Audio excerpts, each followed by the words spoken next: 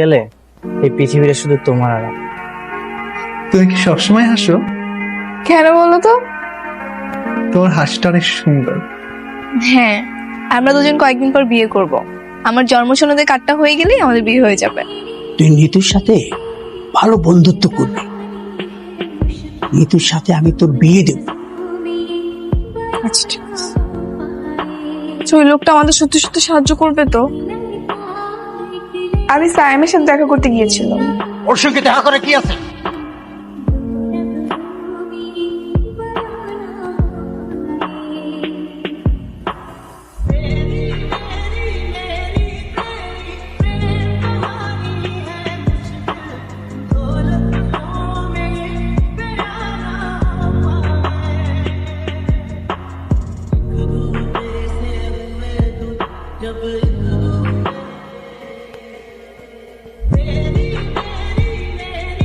এখানে দাঁড়িয়ে থাকবে? বিয়ে করতে হলে তো ভিতরে যেতে হবে। সবকিছু আগে থেকে মনে মনে ভেবে নিচ্ছি ভিতরে গিয়ে কি বলবো।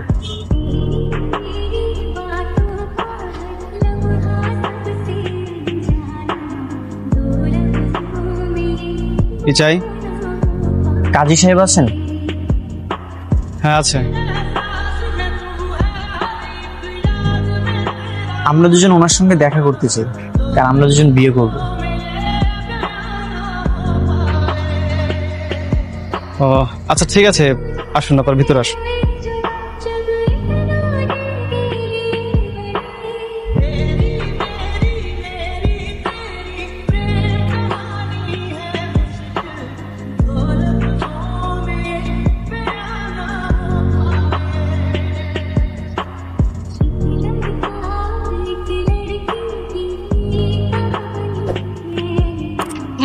হুজুর, দুজনকে নিয়ে এসেছি।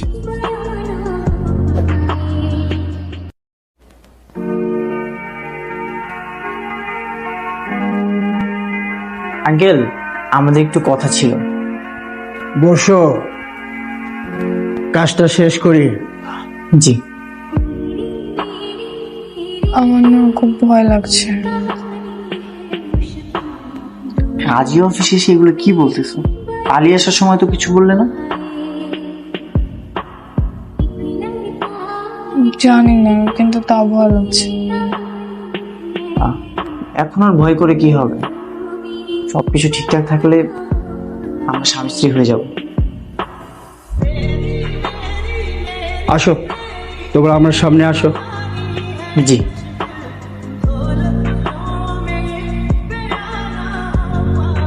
কি সমস্যা তোমাদের? আঙ্কেল, আমরা বিয়ে করতে চাই। এত অল্প বয়সে বিয়ে করতে চাও? আমাদের তো বিয়ের বয়স হয়ে গেছে। তোমাদের কি ন্যাশনাল আইডি কার্ড আছে? জি আঙ্কেল। কই দেখি। এই যে আমার ন্যাশনাল আইডি কার্ড। হ্যাঁ, তোমার তো বিয়ের বয়স হয়ে গেছে, কিন্তু এই মেয়ের কার্ড কোথায়? আসলে বাড়ি থেকে পালিয়ে আসার সময় আমি ভুলে কার্ডটা রেখে আসছি, কিন্তু বিশ্বাস করেন আঙ্কেল, আমার বিয়ের বয়স হয়ে গেছে। কিন্তু মুখে বললে তো হবে না, দেশে আইন আছে। কিন্তু তোমাকে দেখে তো 18 বছর বয়স বলে মনে হয় না। আঙ্কেল, আপনি একটু ব্যবস্থা করে দিন না। তোমাদের সাক্ষী আছে? সাক্ষী কোথায়? সাক্ষী তো নেই আঙ্কেল। সাক্ষী নেই? আসলে আঙ্কেল, আমি তো শুনেছি টাকা দিয়ে নাকি কাজী অফিসে সাক্ষী কিনতে পাওয়া যায়। তাহলে আপনি একটু সাক্ষীর ব্যবস্থা করে দিন না, আমাদের কাছে তো টাকা আছে। মগর মূল্য পেয়েছে, সাক্ষী নেই। সাক্ষী নেই, ওনারা ধ্যান ধ্যান করে নাচতে নাচতে বিয়ে করতে চলে এসেছে। যান, আপনারা চলে যান। আমাদের এখানে কোনো প্রকার বেআইনি কাজ হয় না। যান, আপনারা যান। আপনারা কাগজপত্র নিয়ে এসে তারপর বিয়ে করতে আসবেন। যান। ছোট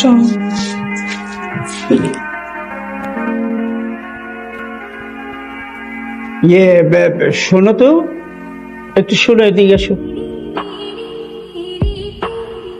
বসো।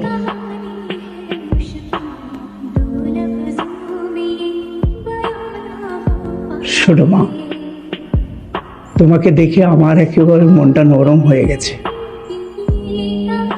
তোমার মতো আমার একটা মেয়ে ছিল, মারা গেছে।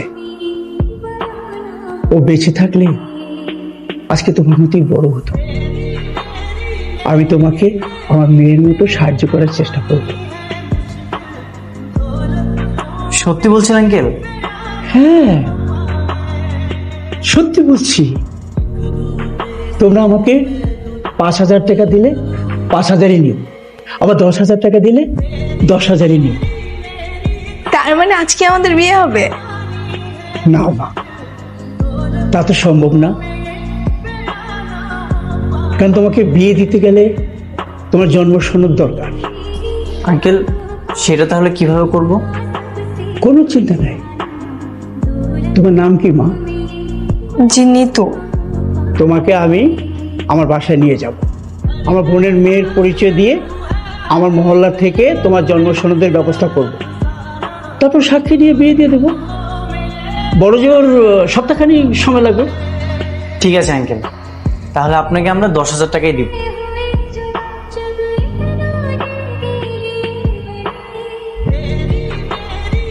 কি ব্যাপার হুজুর, মানে আপনি সামান্য 10,000 টাকার জন্য ওদের এত বড় ঝামেলা আপনার নিজে ঘাড়ে নেবেন?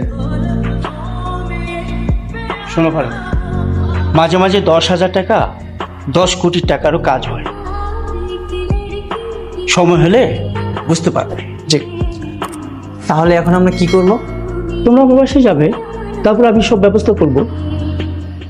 আপনাকে অনেক ধন্যবাদ আঙ্কেল। তাহলে তোমরা এক কাজ করো, ফারুকের সঙ্গে তোমরা আমার বাসায় চলে যাও। ঠিক আছে আঙ্কেল। হুজুর, তাহলে কি ওদেরকে আপনার বাসায় নিয়ে যাবেন? যা। জি, সালাম। ওয়ালাইকুম সালাম।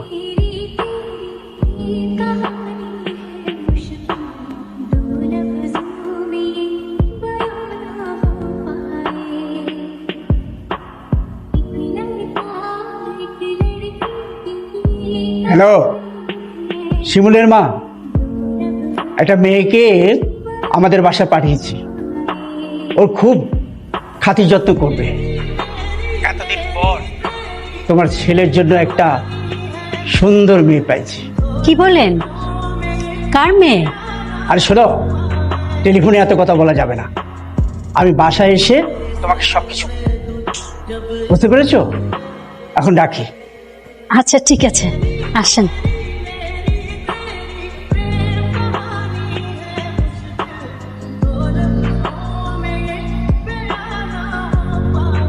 তোমার ন্যাশনাল আইডি কার্ডটা নিয়ে আসলে এমনটা হতো না। আমি কি ইচ্ছে করে করেছি নাকি? মা তো সবকিছু তালা মেরে রেখে দিয়েছিল, তাই আনতে পারি। যাই হোক, বাদ দাও। তুমি যে আসছো এটাই অন। আচ্ছা, আর কত দূর?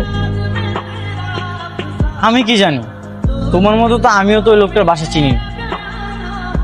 আচ্ছা, ওই লোকটা আমাদের সত্যি সত্যি সাহায্য করবে তো? হ্যাঁ, কেন করবে না? 100% করবে। তাকে আমরা 10,000 টাকা দিয়েছি। টাকার গরমে বিদ্যুৎ গতিতে চলে। টাকার জন্য মানুষ কত কিছুই না করে, তাই না? হ্যাঁ, আজকাল টাকাই সব। এই যে প্রীতের আলাপ একটু পরে করেন, একটু পাটা চালায় চালায় হাঁটেন, আসেন। আচ্ছা ভাই, আপনি এভাবে কথা বলেন কেন? জন্মের পর কি কখনো মধু খান নেই? চুপ কর। জন্মের পরে আমি ঠিকই মধু খেয়েছি, আর মধুর সাথে একটু করলার জুস খাইছিলাম। মানে যখন যেভাবে কথা বলা দরকার আমি সেভাবে বলি। আচ্ছা ভাই, আর কত দূর? এই তো সামনে আর একটুখানি আছে। আধা ঘন্টা ধরে তো সেই একই কথা বলতেছেন। বাসাটা যদি দূরে হয় তাহলে বলেন রিক্সা নিয়ে। না না, বেশি দূরে না, আমরা প্রায় চলে এসেছি। আসার একটু পথ বাকি আছে। এম করবে, বিয়ে করবে, একটু হাঁটতে পারবো না।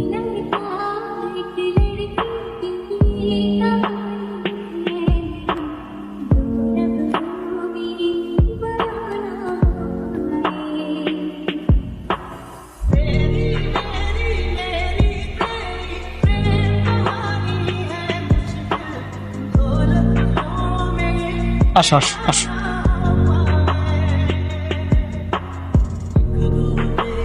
ফিরে ফারুক, এতক্ষণ লাগলো কেন?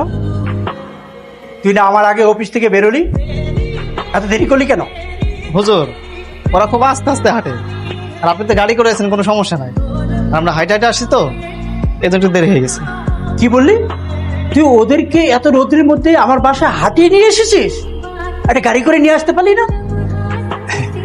ইয়ে, বাবা, মা, আসো আসো, বসো, তোমাদের অনেক কষ্ট হয়ে গেছে। আসো আসো, বসো বসো, আসো, আরে বসো বসো বসো বসো। হ্যাঁ,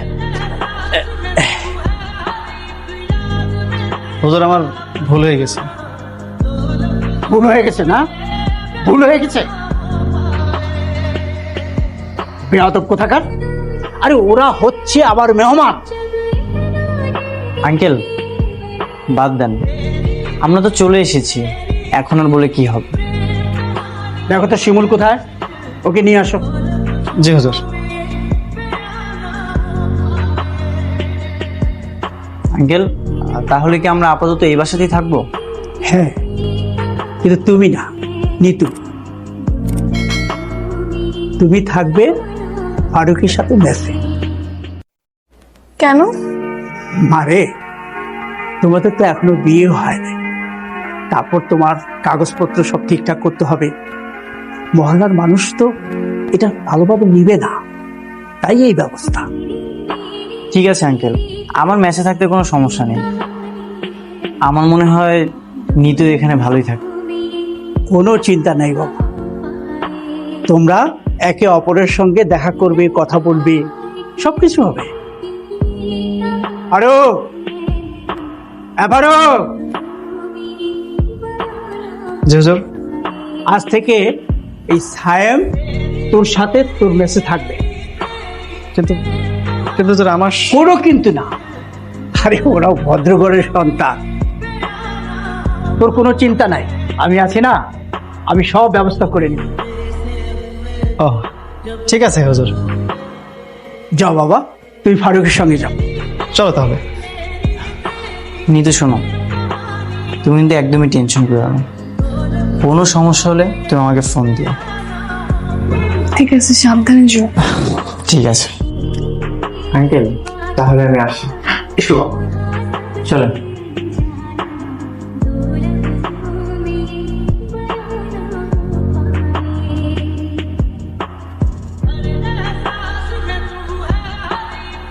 এসো বাবা, এসো এসো, এসো, এসো।